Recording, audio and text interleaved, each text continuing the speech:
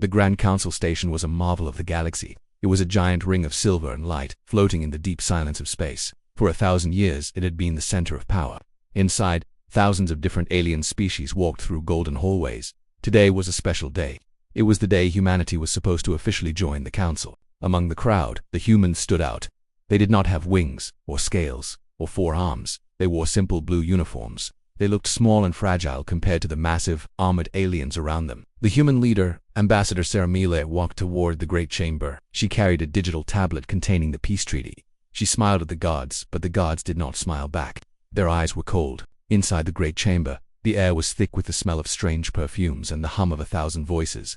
At the center of the room sat the High Council. These were the 5 oldest and most powerful beings in the galaxy. The leader of the council, a tall creature named Valerius, stood up. His skin was like polished obsidian, and his voice sounded like grinding stones. Ambassador Miller Valerius said, "Please, step forward. Today, your people leave the darkness of the fringe and join the light of the council." Sarah stepped onto the floating platform. Around the galaxy, billions of people were watching this on their screens. Back on Earth, families were cheering. They thought the long years of loneliness in the stars were finally over. They thought they had found friends. But as Sarah began to speak, something felt wrong. The giant holographic maps of the galaxy behind the council began to change. Instead of showing trade routes, they began to show human colonies. Every human planet, Mars, Alpha Centauri, Terra, was highlighted in a bright, angry red. Sarah stopped talking. "High Counselor, is there a problem with the display?" Valerius did not look at the map. He looked directly at Sarah. A small, cruel smile twisted his lips. "There is no problem, Ambassador. We are just looking at the targets." The room went deathly silent. Sarah's heart began to race. "Targets? What are you talking about? We are here for peace. Peace is for the weak," Valerius whispered. His voice was now being broadcast to the entire galaxy. "We watched your history, Huon. We saw how you fight. We saw how you grow. You are a virus. If we let you sit at our table one day, you will own the table. We cannot allow that." Suddenly, the massive doors of the chamber locked with a heavy metallic thud. Red lights began to flash. Outside the station, the human diplomatic fleet, only 5 small ships, was sitting peacefully. From the shadows of the nearby moon, hundreds of council warships emerged. They were not there to celebrate. They were there to kill. "You are betraying us?" Sarah asked, her voice trembling not with fear, but with shock in front of the whole galaxy. "You are showing everyone that the council's word means nothing." Valerius laughed. It was a dry, horrible sound. "The galaxy belongs to the strong, and after today there will be no humans left to complain." On the giant screens, the slaughter began. The council warships opened fire. The human diplomatic ships didn't even have their shields up. They were torn apart in seconds. Bright orange explosions filled the vacuum of space. Thousands of human sailors died before they could even reach their battle stations. Inside the chamber, the alien ambassadors from other planets looked away. Some looked sad, but most looked afraid. They knew this was wrong, but they were too scared of Valerius to speak up. Sarah Miller stood alone on the platform. She watched her friends die on the screen. She watched the council members smirk. Valerius signaled to his guards.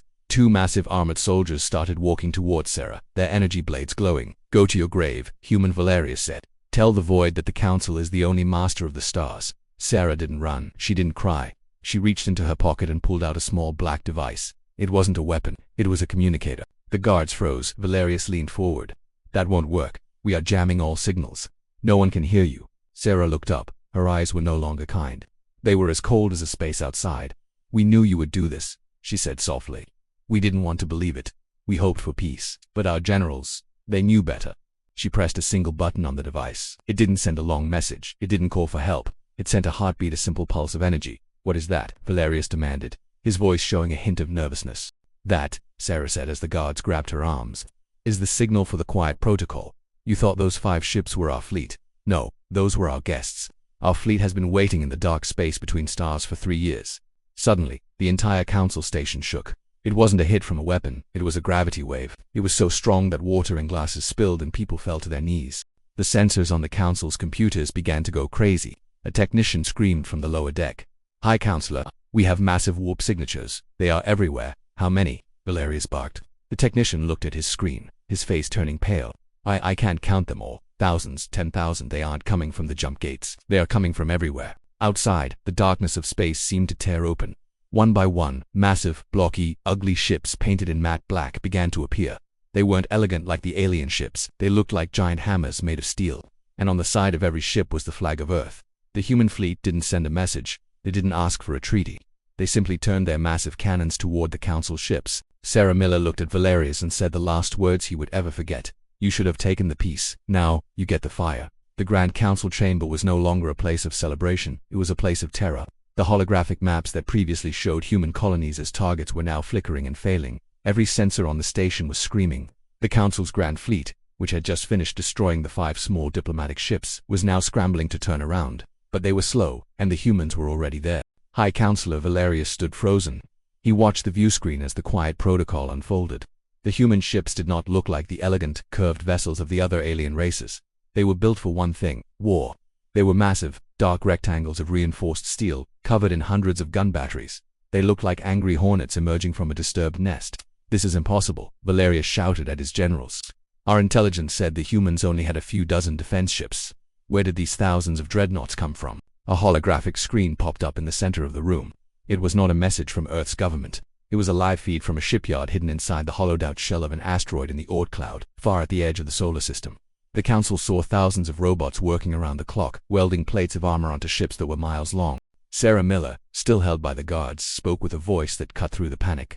"You studied our history, Valerius, but you only looked at our wars. You didn't look at our industry. When humans feel threatened, we stop making art, we stop making toys, we only make tools of survival. We have been building this fleet since the day we met you. Not because we wanted to use it, but because we knew people like you existed." The Council's admiral, a 4-armed creature named Krell, tried to regain control. "Do not panic. Our shields are the most advanced in the galaxy. Their ships look primitive. They use metal shells and fire. We use plasma and light. Open fire. Erase them." The Council ships leak. Glowing vessels fired their main beams. Beautiful ribbons of blue and purple energy streaked across the void, hitting the lead human ship, the UEV Iron Will. The energy splashed against the human ship's hull. The Council members waited for the ship to melt, but it didn't. The Iron Will had a special type of armor, thick layers of ceramic and lead designed to soak up heat and radiation. The ship glowed red for a moment, but it kept coming. It didn't even slow down. Then, the humans fired back. There were no pretty lights, there were no colorful beams. There was only the sound of heavy machinery. From the sides of the human ships, giant railguns fired. These weapons used magnets to throw massive blocks of tungsten at a fraction of the speed of light. One of the Council's cruisers was hit. The tungsten slug was moving so fast that the Council's energy shields didn't even react. They were designed to stop heat-based plasma, not a solid mountain of metal. The slug went through the front of the alien ship and came out the back, leaving a hole the size of a skyscraper. The alien ship didn't explode, it simply shattered like glass hit by a hammer. In the chamber, the alien ambassadors gasped. They had never seen such brute force weaponry. It was terrifyingly simple. It was human. Admiral Krell Valerius screamed. "Why are our shields failing? They aren't using energy." Krell replied, his voice shaking. "They are throwing rocks at us. Very fast, very big rocks. We can't stop the momentum." Back on the human ships, the atmosphere was different. There was no screaming, there was no panic. On the bridge of the flagship, the Retribution, General Marcus Thorne sat in his command chair. He wasn't looking at the alien ships as people. He was looking at them as math problems to be solved. "Target their engines," Thorne said calmly. "I don't want them escaping into warp. If they betrayed us, they stay here and face us." "Sir, the Council station is signaling for a ceasefire," an officer reported. "They say they want to discuss the misunderstanding." Thorne looked at the screen where the 5 human diplomatic ships had been turned into floating graveyards just minutes ago. He saw the debris of the ships that carried his friends and colleagues. "The time for talking ended when they opened fire on a white flag," Thorne said. "Tell the fleet absolute annihilation. Leave nothing standing." Across the battlefield, the human fleet began to move in a coordinated dance of death. They surrounded the Council's invincible fleet. Smaller human fighter ships, called wasps, swarmed out of the carrier bays. They were fast, agile, and carried nuclear missiles. They dived into the gaps of the Council's formations, sticking their missiles into the hangars and engine vents of the alien ships. One by one, the lights of the Council fleet went out. Big ships broke into pieces. Small ships vaporized. The pride of the galaxy was being dismantled by a race they had called primitive only an hour ago. Inside the station, the floor shook again. This time it was closer. The human fleet wasn't just hitting the ships. They were targeting the station's defensive rings. Valerius looked at Sarah Miller. He was no longer the proud High Counselor. He looked small. "Stop this," he pleaded. "We can give you whatever you want. Gold, planets, technology. Just stop the killing." Sarah Miller looked him in the eye. "You don't understand humans, Valerius. We didn't come for your gold or your planets. We came to make sure you never do this to anyone else." Outside the window, a human boarding craft slammed into the side of the Council station. The metal groaned as the human breaches began to cut their way in. The sound of heavy boots echoed through the golden hallways. The sleeping giant of Earth wasn't just awake, it was angry. And the galaxy was about to learn that when humans go to war, they don't play by the rules of the Council. They play to win. The sound of the Grand Council station's golden doors being ripped open was a sound that would haunt the survivors forever. It wasn't an explosion. It was the screeching of metal being torn by hydraulic claws. Through the smoke and the flickering red emergency lights, the breaches stepped into the great chamber. These were not the soft humans in blue uniforms. These were Earth's orbital drop shock troopers. They wore thick matte black power armor that made them look like demons from an ancient myth. High Counselor Valerius fell back into his throne, his face pale and sweating. His elite guards raised their glowing energy spears, but they were shaking. They had spent their lives guarding a palace. The humans had spent theirs surviving the harshest corners of the galaxy. "Drop your weapons," a voice boomed from the lead trooper's helmet. It wasn't a request, it was a command. The council guards looked at the massive cannons held by the humans' weapons that fired explosive rounds designed to crack open tanks. One by one, the alien guards let their spears fall to the floor. The invincible council was now defenseless. On the main view screen, the final stage of the battle was being shown. The council's great fleet, once numbering in the thousands, was now a field of burning scrap metal. The UEV Retribution moved through the wreckage like a shark through water. It didn't stop to take prisoners. It didn't stop to collect spoils. It simply moved toward the council's main military shipyard, the heart of their power. General Thorne's face appeared on the chamber's screens. He looked tired, but his eyes were like flint. "Counselor Valerius," Thorne said, "I am looking at your star charts. I see the weapons you were building in secret. I see the plans you had to cleanse the galaxy of anyone who didn't bow to you. You called us a virus, but you are the ones who turned the stars into a graveyard." Valerius tried to stand, trying to find his old pride. "You cannot do this. If you destroy us, the galaxy will fall into chaos. Who will lead? Who will keep the peace?" "We aren't here to lead," Thorne replied coldly. "We just came to fire the people who failed at it." Thorne gave a short nod to his tactical officer. On the screen, the human fleet did something the aliens thought was impossible. They didn't use bombs. They used gravity wells. The human ships projected massive fields of artificial gravity toward the Council's military moon. The moon itself began to crack under its own weight. Within minutes, the entire base, the ships, the factories, the weapons was crushed into a ball of useless rock and metal. Absolute annihilation. Just as the general had promised. Inside the chamber, the human troopers moved aside as Ambassador Sarah Miller walked toward Valerius. She had been their prisoner, but now she was the one with the power. She looked at the other alien ambassadors who were hiding under their desks. "To the rest of you," Sarah said, her voice echoing in the silent room. "Earth has no quarrel with you. We wanted to be your neighbors. We wanted to trade, to learn, and to grow. But the Council chose betrayal. They told you we were dangerous. And today, we proved them right. But we are only dangerous to those who break their word." She looked at Valerius, who was now weeping. "You thought we were weak because we were kind. That was your final mistake." The human troopers began to place small blinking devices on the Council's central computer core. "What are those?" Valerius gasped. "Are you blowing up the station?" "No," Sarah said.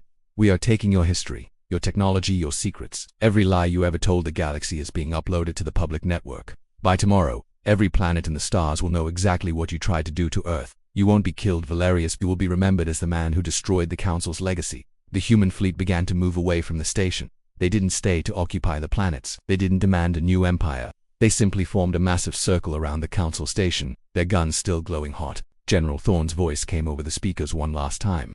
"We are leaving a permanent guard in this sector. This station is no longer a seat of government. It is a museum of failure.